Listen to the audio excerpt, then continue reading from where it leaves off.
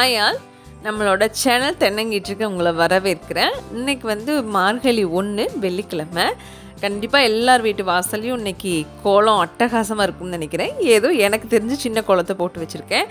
எனக்கு வந்து பெருசாலாம் கோலம் போட வராது, ஓரளவுக்கு மினிமலைஸாக வரைவேன். இது வரைக்கும் வீட்டில் இருந்து வந்து விளாக் டைப்பில் வந்து ட்ரை பண்ணதில்லை. சரி, ட்ரை பண்ணுவோம் அப்படிங்கிற ஒரு எண்ணம் தான். வீடியோ பிடிச்சிருந்தா கண்டிப்பாக லைக் பண்ணிவிட்டு உங்கள் ஃபீட்பேக்கை ஷேர் பண்ணுங்கள் எப்படி இருக்குன்னு. நான் வந்து உருளியில் பெரும்பாலும் மினரல் வாட்டர் தான் பிடிச்சி வைப்பேன். என்னென்னா ஒரு வாரம் ஆனாலும் கிட்டத்தட்ட வந்து தண்ணி வந்து பாசியோ இல்லை உப்போ படியாது. கொஞ்சமாக மஞ்சத்தூள் சேர்த்து இருந்த பூவை வச்சு டெக்கரேட் பண்ணியாச்சு. பூவும் வந்து மினரல் வாட்டரில் பிடிச்சி வைக்கிறதுனால கிட்டத்தட்ட 4 நாள் வரைக்குமே வந்து நல்லா ஃப்ரெஷ்ஷாகவே இருக்குது. எப்போவும் இப்படி செய்வேன்னு கேட்டால் கிடையாது. அப்பப்போ தோன்றப்போ கண்டிப்பாக டெக்கரேட் பண்ணுவேன். பெரும்பாலும் வெள்ளி செவ்வாய்க்கிழமை கண்டிப்பாக இருக்கும். அடுத்ததான் நைட்டு வந்து சப்பாத்தி செஞ்சுருந்தேன். அந்த கல் அப்படியே சூடு ஆறட்டும்னு அடுப்பில் வச்சுட்டு போனது இருந்துச்சு. அது போக மார்னிங் பெரும்பாலும் கிச்சனை ஃபுல்லாகவே ஈர துணியை வச்சு வைப் பண்ணி எடுத்துருவேன். எழுந்ததுமே மோஸ்ட்லி எல்லாத்துக்குமே வந்து பால் காய்ச்சிட்ட வேலை தான் ஃபஸ்ட்டாக இருக்கும். நான் வந்து கொஞ்சம் பனிக்காலம்ங்கிறதுனால தயிர் நேரமே உர போட்டால் தான் வந்து மதியம் சாப்பிட்றதுக்கு உரையும். அதனால் குயிக்காக காய்ச்சி நேரமே வந்து தயிர் உர போட்டுருவேன். நைட்டு கழுவி வச்ச பாத்திரம் எல்லாமே இருந்துச்சு. சரி, அதெல்லாம் எடுத்து அடுக்கிடலாம் அப்படின்ட்டு. என்னோடய கிச்சன் ஷெல்ஃப் எல்லாமே வந்து ஓப்பன் ஷெல்ஃப் தான். இவ்வளோ பாத்திரத்துலேயே சமைச்சு முடிச்சிடுவீங்களா, இது போதுமான்னு நினைக்காதீங்க. மாலை போட்டதுனால நான்வெஜ் புழங்காத பாத்திரத்தை யூஸ் பண்ணுறேன், அவ்வளோதான்.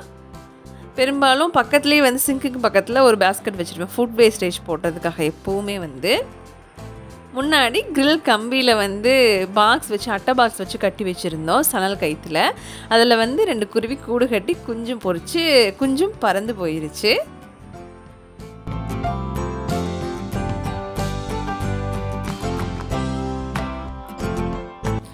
இருந்த பாத்திரத்தை எல்லாமே ஃபுல்லாக கழுவி எடுத்து கமுத்தியாச்சு. அடுத்ததாக வந்து ஸ்கூலுக்கு வந்து பெரும்பாலும் மதியம் லஞ்ச் வந்து ரைஸ் தான் கொடுத்துடணும். அதனால் அதுக்கான ப்ரிப்ரேஷன் வந்து பண்ண ஆரம்பிச்சிட்டேன் குயிக்காக வந்து.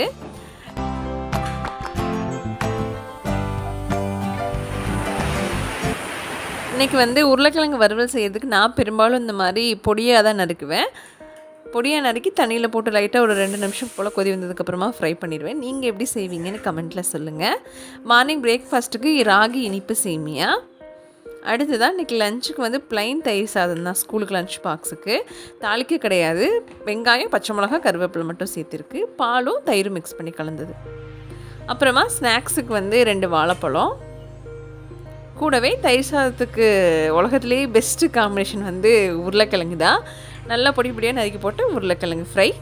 அவ்வளோதான், கிச்சன் வேலைலாம் முடிஞ்சாச்சு. ஸ்கூலுக்கும் கிளப்பி கொண்டு போய் விட்டுட்டு வந்தாச்சு. ஆஸ் யூஷுவல் எப்பவும் போல் பாதி விஷயத்தை வீடியோ எடுக்க மறந்துட்டேன். ஒரு 11:30 போல் வந்து குக்கிங் ஆரம்பித்தாச்சு. காய்கறிலாம் இடையில போய் வாங்கிட்டு வந்தேன் கடைக்கெல்லாம் போய். ஆனால் அதெல்லாம் கேப்சர் பண்ணணுங்கிறதையே சுத்தமாக மறந்தாச்சு.